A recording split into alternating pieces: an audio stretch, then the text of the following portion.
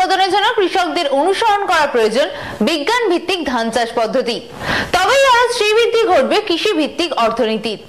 এই বিষয়টিকে মাথায় রেখে কৃষকদের মধ্যে শ্রী পদ্ধতিতে ধান চাষের উৎসাহ বৃদ্ধির লক্ষ্যে রবিবার কৃষকদের জমিতে ধানের চারা রোপণ করলেন ধনপুরের বিধায়ক বিন্দু দেবনাথ।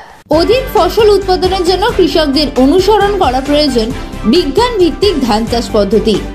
তবেই আরো শ্রীবৃদ্ধি ঘটবে কৃষি ভিত্তিক অর্থনীতির। এই বিষয়টিকে মাথায় রেখে কৃষকদের মধ্যে শ্রী পদ্ধতিতে ধান চাষের উৎসাহ বৃদ্ধির লক্ষ্যে রবিবার কৃষকদের জমিতে ধানের চারা রোপণ করলেন ধনপুরের বিধায়ক বিন্দু দেবনাথ। রাজ্যে বেশ কিছু বছর যাবৎ এসআরআই বা শ্রী পদ্ধতিতে ধান চাষের পদ্ধতি চালু থাকলেও তার ব্যবহারিক প্রয়োগ এখনো তেমনভাবে ঘটেনি।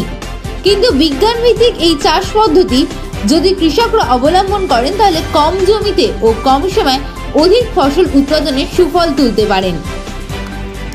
এই পদ্ধতিটির প্রচার এবং প্রসারে এবার উদ্যোগী হলো সোনামুড়ার মোহনভোগ এগ্রি সাব ডিভিশন। বিজ্ঞান ভিত্তিক এই চাষ পদ্ধতি যেন কৃষকদের কাছে জনপ্রিয় হয়ে ওঠে, তাই রবিবার ছুটির দিনে কৃষকদের মাঠে নেমে ধানের চারা রোপণ করলেন ধনপুরের বিধায়ক বিন্দু দেবনাথ। কলমক্ষেত গ্রাম পঞ্চায়েত এলাকায় চলে বিধায়কের এই মাঠ চলে অভিযান। এই অভিযানে সামিল হয়ে কৃষকদের মাঠে নেমে উন্নত মানের ধানের চারা রোপণ করেছেন এলাকার সমাজসেবী দেবব্রত ভট্টাচার্য, এলাকার জনপ্রতিনিধি সমেত এগ্রি সুপার। কৃষি দপ্তরের আধিকারিকেরা জানিয়েছেন বিজ্ঞান ভিত্তিক শ্রী পদ্ধতির এই ধান চাষের সঠিক প্রয়োগে কৃষি ক্ষেত্রে এনে দিতে পারে বৈপ্লবিক পরিবর্তন। একখানি জায়গায় এই পদ্ধতিতে ধান চাষ করলে 30 থেকে 40 মণ ধান উৎপাদনও হতে পারে। কৃষি অধিক ফসল উৎপাদন বৃদ্ধির লক্ষ্যে কৃষি দপ্তরের এই কার্যক্রম।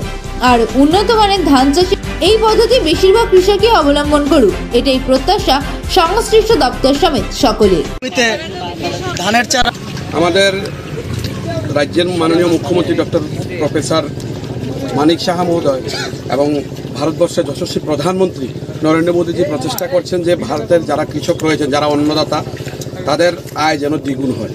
তো সেই হিসাবে আমরাও আমাদের কৃষকদের উৎসাহিত করার জন্য, যেহেতু কৃষকরা সরকার উৎসাহিত করছে, কৃষকদেরকে সরকার উৎসাহিত করছে, আমরাও চেষ্টা করছি তারা যেন এসআরআই পদ্ধতিতে ধান চাষ করে তাদের আয় দ্বিগুণ করে এবং আগামী ভবিষ্যৎ ভারতবর্ষের যে স্বপ্ন বিকশিত সংকল্প যাত্রা হয়েছিল গত কিছুদিন ধরে, সেই বিকশিত যাত্রাকে সামনে রেখে আমরা আজকে কলমক্ষেত পঞ্চায়েতের চানমিয়া যে মাঠ রয়েছে ওনার মাঠে আমরা চারা রোপণ করছি। আগামী দিনে আমরা কৃষকদের প্রত্যেককে অনুরোধ করব যেন এই এসআরআই পদ্ধতিতে চাষ করে আমাদের কৃষকদের আয় দ্বিগুণ হয় এবং ফলন যেন ভালো হয়। তারা অনেকে ভুলবশত হয়তো বা তারা এই এসআরআই পদ্ধতিটা গ্রহণ করছে না। তো আমরা চাইবো আমাদের যে মৃত আমাদের প্রাক্তন বিজ্ঞানী বাহারুল ইসলাম মহোদয় রয়েছেন, ওনার যে স্বপ্ন ছিল যে কৃষকরা তাদের এই পদ্ধতিতে চাষ করে আয় দ্বিগুণ করবে, সেই লক্ষ্যে আমরা পৌঁছানোর জন্য প্রত্যেক কৃষককে উৎসাহিত করার জন্য আজকে এখানে উপস্থিত।